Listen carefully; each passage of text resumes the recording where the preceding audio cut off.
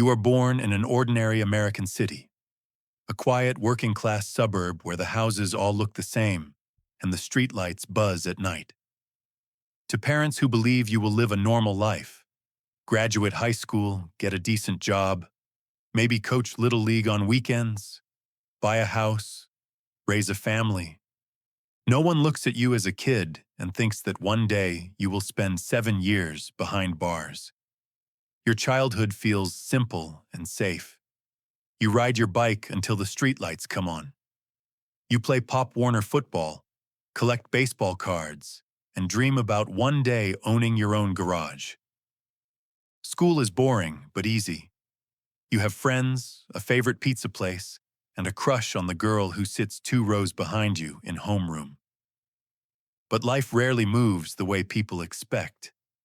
At 17, everything starts to shift. You begin hanging with the wrong crowd. Older guys from the neighborhood who always have cash, loud cars, and stories that sound exciting. It starts small, skipping classes, smoking weed behind the bleachers, late nights cruising around with music blasting. You tell yourself it's harmless, just being young, just bad decisions that don't really matter. One night everything changes forever. You're at a house party on the edge of town. The music is loud, the air thick with smoke. Someone owes someone money. Words turn into shouting. Shouting turns into pushing. Then a knife appears. You don't even remember who pulled it first. A second later, a guy is on the ground, blood pooling on the cheap linoleum floor.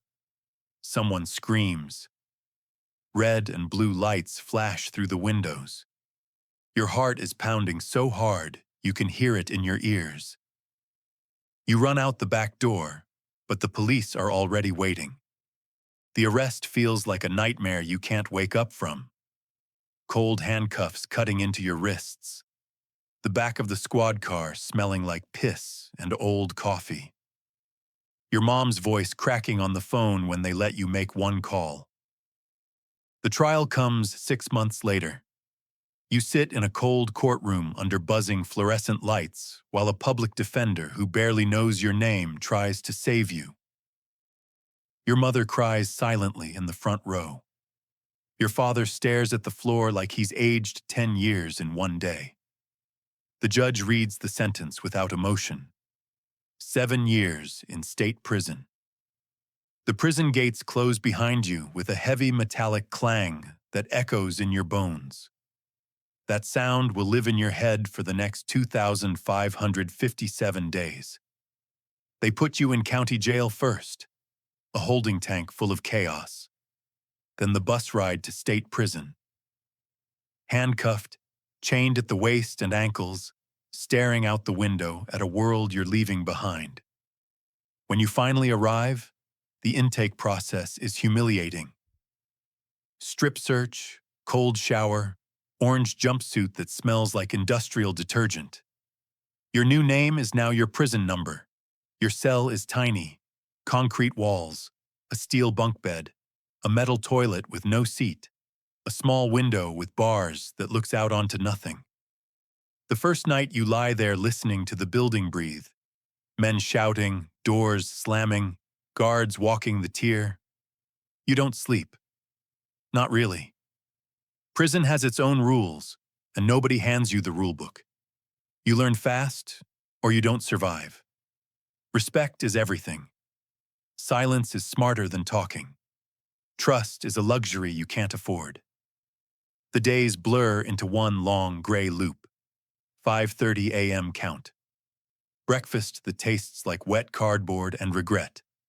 Work detail in the laundry or the kitchen. 1 hour in the yard under a square patch of sky. Lockdown, dinner, lights out.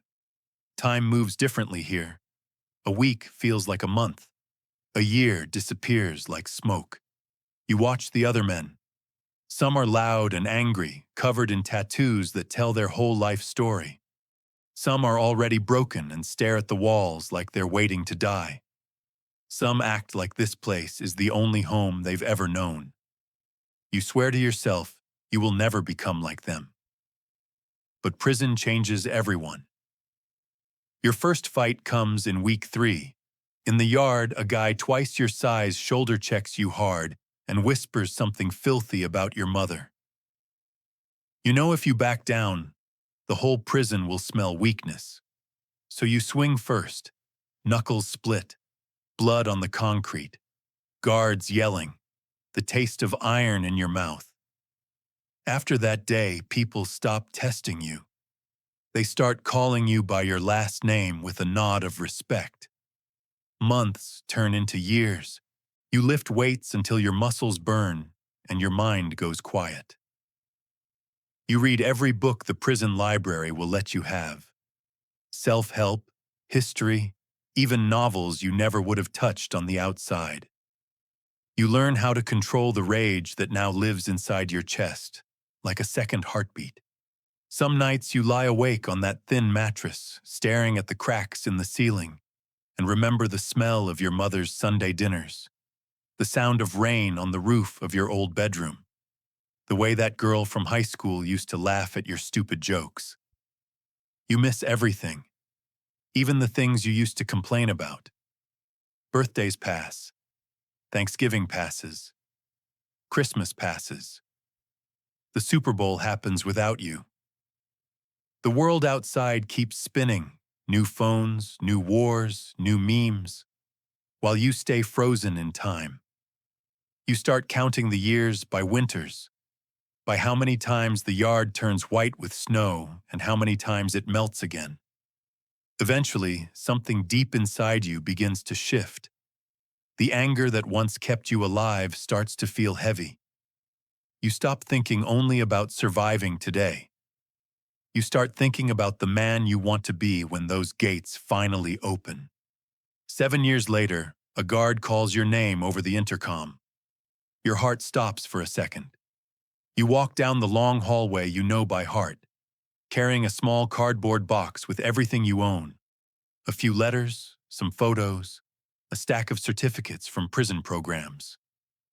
This time, the last door opens outward. You step outside. The air hits you like a living thing, fresh, cold, full of smells you had forgotten existed. Grass, exhaust from cars, someone's barbecue in the distance. The sky looks impossibly huge. Cars honk. People walk by on their phones laughing. Everything is too loud, too fast, too bright. Freedom feels strange and terrifying, because prison doesn't leave when the gates open.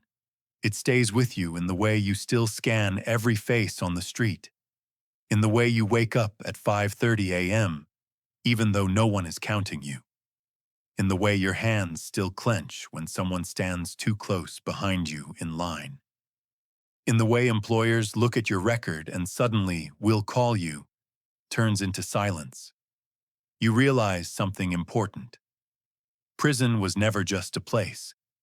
It was the harshest teacher you will ever have. And the lesson was brutal but clear. One stupid night, one moment of weakness can cost you everything, but it cannot take away who you choose to become after it. You walk forward into a world that moved on without you, scared, tired, marked by your past, but finally free. And for the first time in 7 years, you believe you can build something real again. You were a prisoner, and this was your life.